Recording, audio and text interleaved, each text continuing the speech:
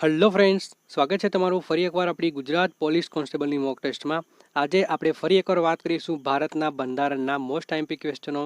આની આગળનો પણ આપણો એક લેક્ચર થઈ ગયો છે, જેમાં આપણે 25 જેટલા આઈએમપી ક્વેશ્ચનો જોયા હતા. ને હવે 2 કલાકનું પેપર છે, તો વિધાનવાળા ક્વેશ્ચનો કઈ રીતે તમને બંધારણમાંથી પૂછી શકે એ રીતે આપણે આજે 50 જેટલા ક્વેશ્ચનોની વાત કરીશું. તો ચલો વિડીયો ફટાફટ સ્ટાર્ટ કરીએ. પ્રથમ ક્વેશ્ચન છે કે બેરુબારી કેસ સાથે કયું વર્ષ સંબંધિત છે, એટલે કે બેરુબારી કેસ કયા વર્ષે થયો હતો. તો અહીં તમારો સાચો જવાબ છે 1960. ડી તમારો સાચો જવાબ થઈ જશે કે બેરુબારી કેસ જે છે એ 1960 સાથે સંબંધ ધરાવે છે. ડન. ચલો, ભારતીય બંધારણમાં સામાજિક સમાનતાનો અર્થ શું થાય છે? મોસ્ટ એમ્પી ક્વેશ્ચન છે કે ભારતના આપણા બંધારણમાં સામાજિક સમાનતાનો અર્થ શું થાય છે. તો અહીં તમારો સાચો જવાબ છે કે સમાજના તમામ વર્ગો માટે સમાન તક. સી તમારો સાચો જવાબ થઈ જશે કે સામાજિક સમાનતા એટલે સમાજના તમામ વર્ગો માટે સમાન તક. ડન છે. ચલો, નીતિ આયોગના અધ્યક્ષ કોણ હોય છે? મોસ્ટ એમ્પી ક્વેશ્ચન છે, સ્ટારવાળો ક્વેશ્ચન છે. નીતિ આયોગના અધ્યક્ષ કોણ હોય છે? આના પહેલાં આપણે વાત જાણી લઈએ કે નીતિ આયોગની રચના 2015માં થઈ હતી. ઓકે, ચલો, નીતિ આયોગના અધ્યક્ષ હોય છે પ્રધાનમંત્રી.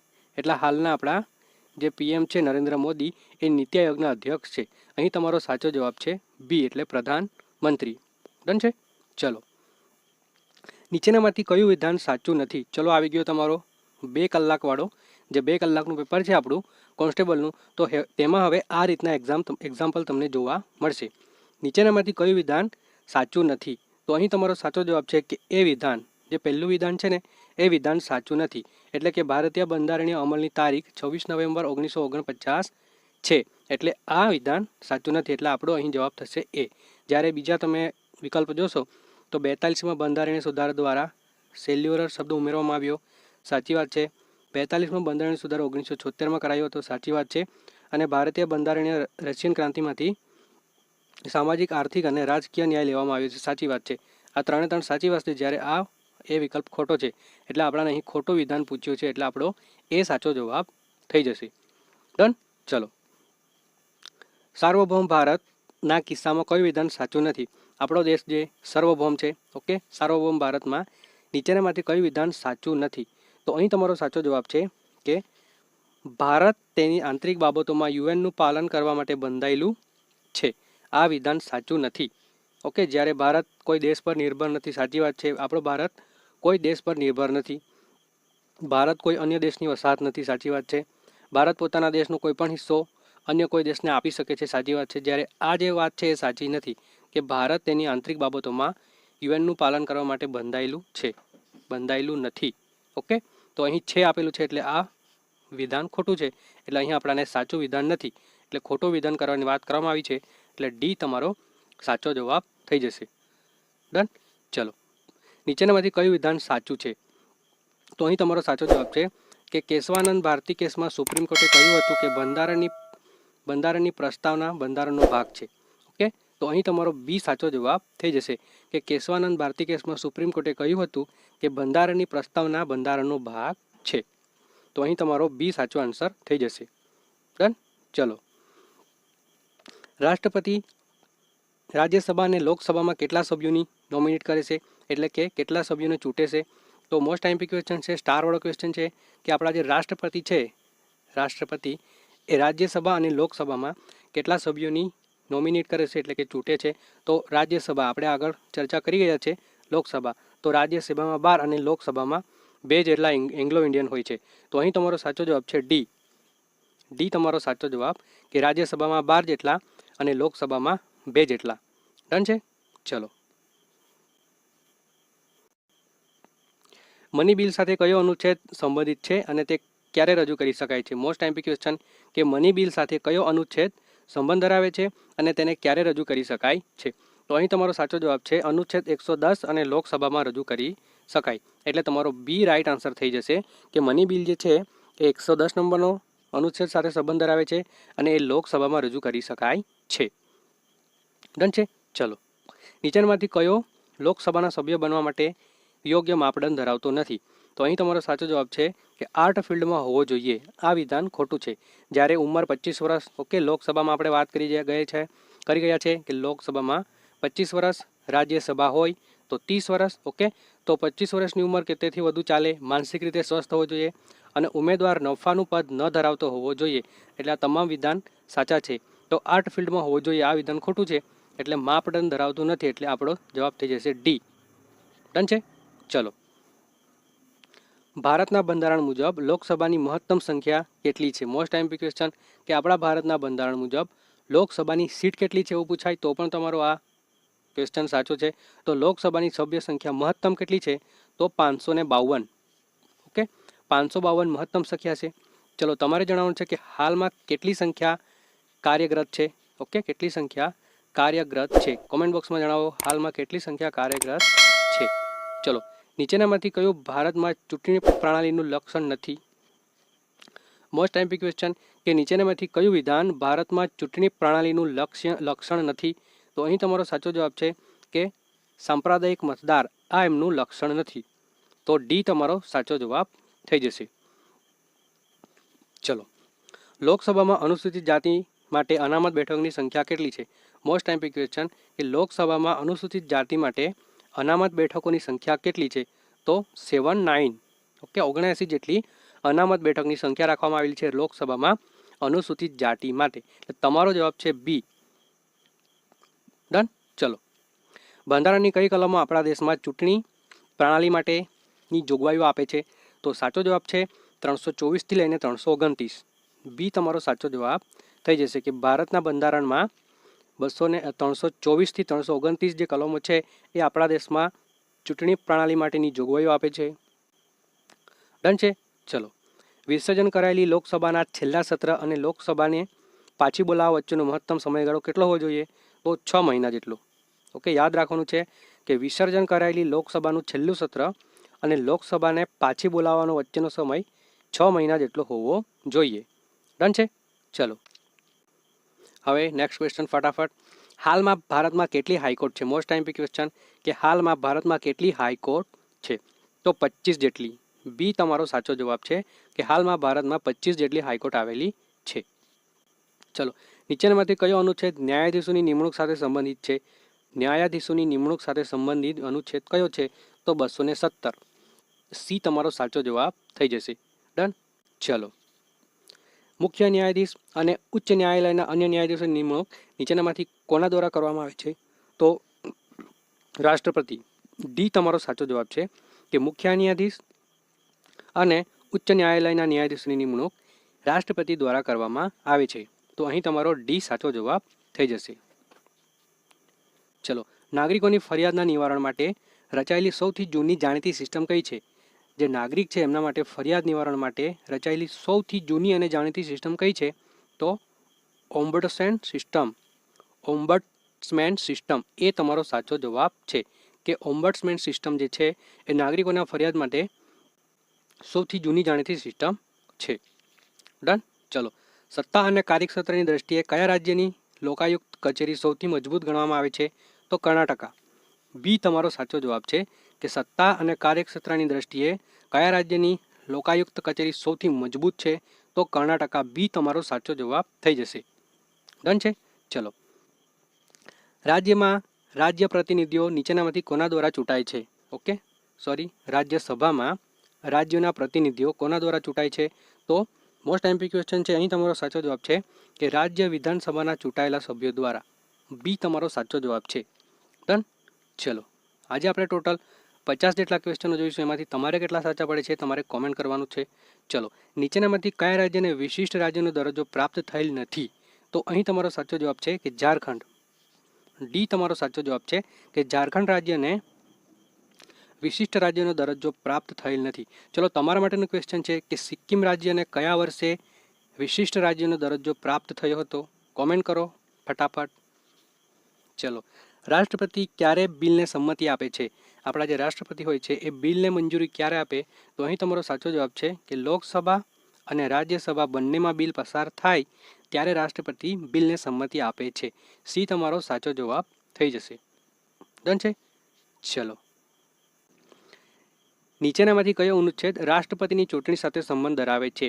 ઓકે, તો રાષ્ટ્રપતિની ચૂંટણી સાથે સંબંધ ધરાવતો અનુચ્છેદ છે 66, એટલે કે 66 અનુચ્છેદ? સી તમારો સાચો જવાબ છે કે રાષ્ટ્રપતિની ચૂંટણી સાથે સંબંધ ધરાવે છે, અનુચ્છેદ નંબર 66. ડન છે. ચલો, લોકસભાના કુલ સભ્યોમાંથી રાજ્યોમાંથી સીધા ચૂંટાયેલા કેટલા સભ્યો હોય છે? મોસ્ટ આઈએમપી ક્વેશ્ચન કે લોકસભાના કુલ સભ્યોની સંખ્યા આપણને આગળ ચર્ચા કરી ગયા કે 552 જેટલી છે. તો કુલ સભ્યમાંથી રાજ્યો છે આપણા રાજ્યો અને કેન્દ્ર શાસિત પ્રદેશો, તો રાજ્યોમાંથી સીધા ચૂંટાયેલા સભ્યોની સંખ્યા કેટલી હોય છે? તો 530થી વધુ નહીં. અહીં તમારો ડી સાચો જવાબ થઈ જશે કે 500 કરતાં વધુ નહીં. રાજ્યોમાંથી સીધા ચૂંટાયેલા સભ્યોની સંખ્યા 530 કરતાં વધુ નહીં. ડન. ચલો, તો 25મા નંબરનો ક્વેશ્ચન છે કે ભારતીય બંધારણ મુજબ નીચેનામાંથી કયો અધિકાર મૂળભૂત અધિકાર નથી? તો અહીં તમારો સાચો જવાબ છે કે માહિતીનો જે અધિકાર છે એ મૂળભૂત અધિકાર નથી, એટલે સી તમારો સાચો જવાબ થઈ જશે. ડન. ચલો, ફરી પાછું 1થી કાઉન્ટ થશે. 25 થઈ ગયા, 25 બાકી છે. તો ફર્સ્ટ ક્વેશ્ચન છે કે ભારતમાં સૌપ્રથમ લોકસભાની ચૂંટણી ક્યારે યોજાઈ હતી? મોસ્ટ એમ્પી ક્વેશ્ચન કે સૌપ્રથમ લોકસભાની ચૂંટણી ક્યારે થઈ હતી? તો 25 ઓક્ટોબર 51થી લઈને 21 ફેબ્રુઆરી 52, 1951થી 1952 એ તમારો સાચો જવાબ છે કે 25 ઓક્ટોબર 1951 થી 21 ફેબ્રુઆરી 1952 સુધી એ તમારો સાચો જવાબ થઈ જશે. ડન. ચલો, ડૉક્ટર એપીજે અબ્દુલ કલામે નીચેનામાંથી કયું પુસ્તક લખ્યું હતું? તો મોસ્ટ એમ્પી ક્વેશ્ચન છે કે ડેવલપમેન્ટ એઝ ફ્રીડમ. સી તમારો સાચો જવાબ છે કે ડેવલપમેન્ટ એઝ ફ્રીડમ જે એપીજે અબ્દુલ કલામે લખ્યું હતું. સી તમારો સાચો જવાબ થઈ જશે. ડન. ચલો, વોરન હેસ્ટિંગ્સ કયા વર્ષમાં ભારતના બંગાળના પ્રથમ ગવર્નર જનરલ બન્યા હતા? તો વેરી મોસ્ટ એમ્પી સી તમારો સાચો જવાબ 1773માં જ્યારે રેગ્યુલેટિંગ એક્ટ લાગ્યો ત્યારે વોરન હેસ્ટિંગ ભારતના એટલે કે બંગાળના પ્રથમ ગવર્નર જનરલ બન્યા હતા. ડન છે. ચલો, નીચેનામાંથી કઈ યાદીમાં જાહેર વ્યવસ્થાનો વિષય છે? મોસ્ટ એમ્પી ક્વેશ્ચન કે જાહેર વ્યવસ્થાનો વિષય છે કઈ યાદીમાં છે? તો રાજ્ય યાદીમાં. સી તમારો સાચો જવાબ થઈ જશે. ડન. ચલો, તો વિડીયોમાં આગળ વધતા પહેલાં જો આપણા વિડીયો ગમતા હોય તો વિડીયોને લાઇક કરવાનું છે, વિડીયોને શેર કરવાના છે અને ચેનલ પર નવા હોય તો ચેનલને સબસ્ક્રાઈબ કરવાનું ભૂલવાનું નથી. ચલો, 5મા નંબરનો ક્વેશ્ચન છે કે યુનિયન પબ્લિક સર્વિસ કમિશન એટલે કે યુપીએસસીની રચના કયા વર્ષમાં કરવામાં આવી હતી? તો અહીં તમારો સાચો જવાબ થઈ જશે 1926, 1926. બી તમારો સાચો જવાબ થઈ જશે કે 1926થી યુપીએસસી કાર્યરત છે. ડન. ચલો, વડાપ્રધાનને કોણ ચૂંટે છે એટલે કે વડાપ્રધાન કઈ રીતે ચૂંટાય છે? તો અહીં તમારો સાચો જવાબ છે કે સંસદ સભ્યો દ્વારા વડાપ્રધાન ચૂંટાઈ આવે છે. સી તમારો સાચો જવાબ છે. ચલો, તમારે જણાવવાનું છે કે સંસદના જે સભ્યો હોય છે એમાં કોનો સમાવેશ થાય છે? કોમેન્ટ કરો કે સંસદમાં કોનો સમાવેશ થાય છે. સિમ્પલ ક્વેશ્ચન છે, બધાને આવડતો ક્વેશ્ચન છે. ચલો, રાષ્ટ્રીય માનવ અધિકાર આયોગમાં કેટલા સભ્યો હોય છે? એટલે કે NHRC. ઓકે, રાષ્ટ્રીય માનવ અધિકાર આયોગમાં કુલ કેટલા સભ્યો હોય છે? તો 6 જેટલા. ડન. સી તમારો સાચો જવાબ છે કે 6 જેટલા સભ્યો હોય છે રાષ્ટ્રીય માનવ આયોગમાં. ડન છે. ચલો, ભારતમાં ચૂંટણી પંચની રચના કયા વર્ષમાં કરવામાં આવી હતી? મોસ્ટ એમ્પી ક્વેશ્ચન કે ચૂંટણી પંચની રચના કયા વર્ષમાં કરવામાં આવી હતી? તો 1950માં. ડન. યાદ રાખવાનું છે 1950માં. સી તમારો સાચો જવાબ છે કે 1950માં ચૂંટણી પંચની રચના કરવામાં આવી હતી. ડન છે. ચલો, ભારતીય બંધારણના કયા અનુચ્છેદમાં નાણાં પંચનો ઉલ્લેખ કરવામાં આવે છે? તો 280. અનુચ્છેદ 280માં નાણાં પંચનો ઉલ્લેખ કરવામાં આવે છે. બી તમારો સાચો જવાબ થઈ જશે. ચલો, તમામ કેન્દ્રીય મંત્રીઓ કોના દ્વારા નિયુક્ત કરવામાં આવે છે? મોસ્ટ એમ્પી ક્વેશ્ચન છે કે તમામ કેન્દ્રીય મંત્રીઓ કોના દ્વારા નિયુક્ત કરવામાં આવે છે? તો રાષ્ટ્રપતિ દ્વારા. અહીં તમારો બી સાચો જવાબ થઈ જશે કે રાષ્ટ્રપતિ દ્વારા તમામ કેન્દ્રીય મંત્રીઓની નિમણૂક કરવામાં આવે છે. ચલો, 1965માં પાકિસ્તાન સાથે યુદ્ધ થયું એ દરમિયાન નીચેનામાંથી કોણ દેશના વડાપ્રધાન પદ રહ્યું હતું? મોસ્ટ એમ્પી ક્વેશ્ચન છે કે 1965માં આપણા ભારત દેશના વડાપ્રધાન કોણ હતા? તો અહીં તમારો સાચો જવાબ છે લાલ બહાદુર શાસ્ત્રી. સી તમારો સાચો જવાબ થઈ જશે કે 1965માં પાકિસ્તાન સાથે યુદ્ધ થયું ત્યારે આપણા દેશના વડાપ્રધાન લાલ બહાદુર શાસ્ત્રી હતા, એટલે કે ત્યારે વડાપ્રધાન પદ સંભાળ્યું હતું. ડન છે. ચલો, ભારતમાં રાષ્ટ્રપતિ કેટલી વખત ચૂંટાઈ શકે છે? મોસ્ટ એમપી ક્વેશ્ચન, સ્ટારવાળો ક્વેશ્ચન છે કે ભારતમાં રાષ્ટ્રપતિ કેટલી વખત ચૂંટાઈ શકે છે? તો અમર્યાદિત. બી તમારો સાચો જવાબ થઈ જશે. 7મો બંધારણીય સુધારો શાનાથી સંબંધિત છે?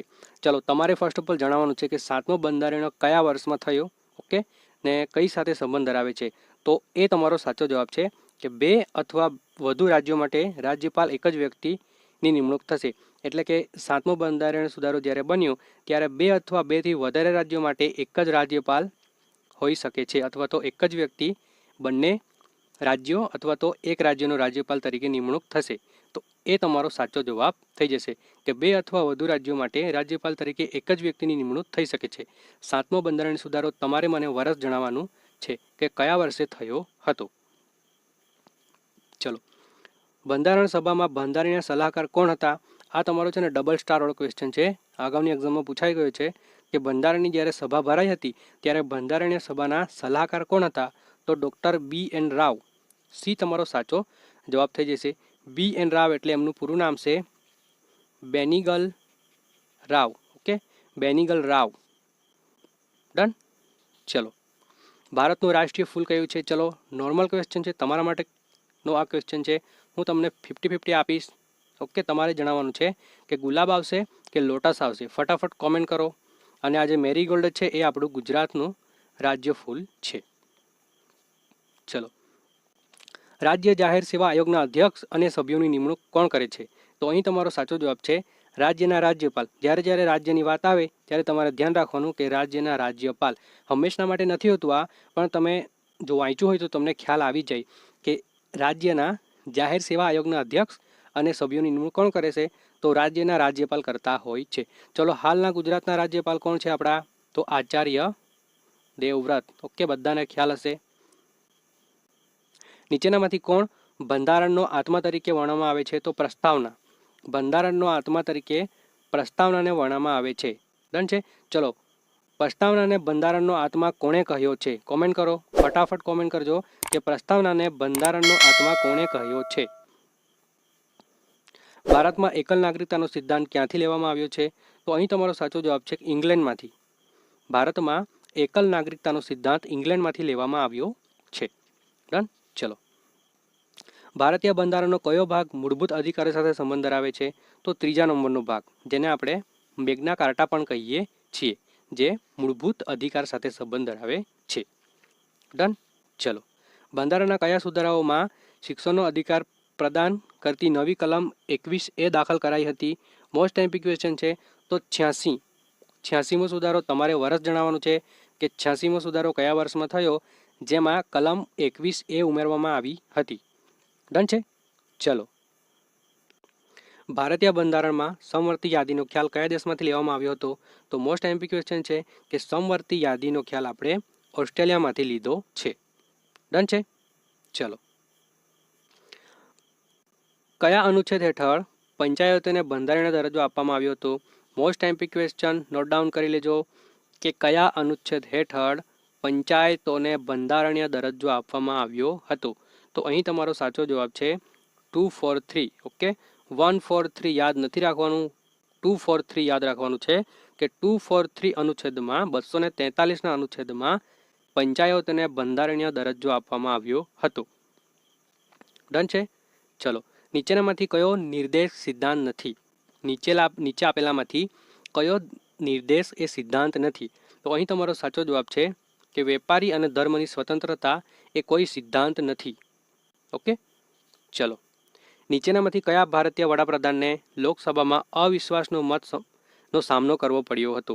તો અહીં તમારો સાચો જવાબ છે મોરારજી દેસાઈ. ઓકે, મોરારજી દેસાઈ જે હતા એમને અવિશ્વાસના મતનો સામનો કરવો પડ્યો હતો અને એમણે રાજીનામું પણ આપ્યું હતું. એ તમારો સાચો જવાબ થઈ જશે. ચલો, તો નીચેનામાંથી કોણે રાષ્ટ્રપતિ દ્વારા નિમણૂક કરાતા નથી? તો આયોજન પંચને રાષ્ટ્રપતિ દ્વારા નિમણૂક કરાતા નથી. જ્યારે નાણાં પંચ, રાજ્ય ભાષાના આયોગ અને UPSCના જે સભ્યો હોય છે એમને રાષ્ટ્રપતિ દ્વારા નિમણૂક કરવામાં આવે છે. તો ટોટલ આપણા 50 જેટલા ક્વેશ્ચન થઈ ગયા. જેના પણ સાચા પડે છે, કેટલા સાચા પડે છે એ ફટાફટ કોમેન્ટ કરીને જણાવો. ચલો, વિડીયો અંત કરતાં પહેલાં આપણે વાત કરીશું રાષ્ટ્રપતિના મોસ્ટ આઈએમપી જે અનુચ્છેદ પૂછાતા હોય છે, આ પહેલો અનુચ્છેદ છે જે આપણો સ્માઇલીવાળો છે, જે દરેક એક્ઝામમાં જોવા મળતો હોય છે. પછી અનુચ્છેદ 53 આવશે. ઓકે, વચ્ચે 53 આવશે. તો 53માં આવશે કે રાષ્ટ્રપતિ ત્રણેય સેનાનો વડો હોય છે. ઓકે, યાદ રાખવાનું છે. પછી 54માં રાષ્ટ્રપતિની ચૂંટણી, 56માં રાષ્ટ્રપતિ હોદ્દાની મુદ્દત, 58માં રાષ્ટ્રપતિની લાયકાતો, 60માં રાષ્ટ્રપતિના લેવાના શપથ અને 61માં રાષ્ટ્રપતિ પર મહાભિયોગની પ્રક્રિયા. હવે તમારે જણાવવાનું છે કે રાષ્ટ્રપતિ પર મહાભિયોગની પ્રક્રિયા આપણે કયા દેશના બંધારણમાંથી લીધી છે. ઓકે, ફટાફટ જણાવો. તો થેન્ક યુ ફોર વોચિંગ વિદ્યાર્થી મિત્રો. સ્ક્રીનશોટ લેવો હોય તો ફટાફટ લઈ લ્યો. મળીએ છીએ બીજા મોસ્ટ આઈએમપી ક્વેશ્ચન જોડે. જય હિન્દ, જય ભારત.